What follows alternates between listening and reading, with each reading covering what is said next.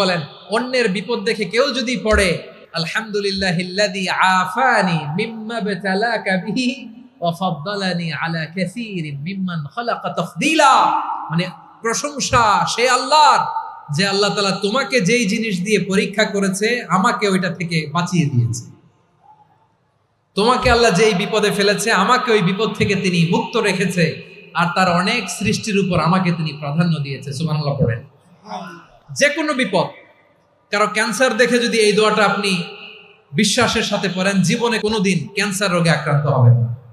দুর্ঘটনা দেখে যদি পড়েন, ওই দুর্ঘটনা আপনাকে স্পর্শ করবে না। যে কোনো কারো বিপদ দেখে যদি কোনো বিশ্বাসী বান্দা এই দোয়া পড়ে, বিশ্বনবী বলেন লাম ইউসিবহু যালিকাল বালা, ওই বিপদ তাকে আর ধরবে না। উফিয়া মিনহু মিন যালিকাল বালা কাইনাম মা কান, সে যতদিন হায়াত পাবে কোনোদিন ওই বিপদ তাকে স্পর্শ করবে না। এই দোয়াটা পড়তে রাজি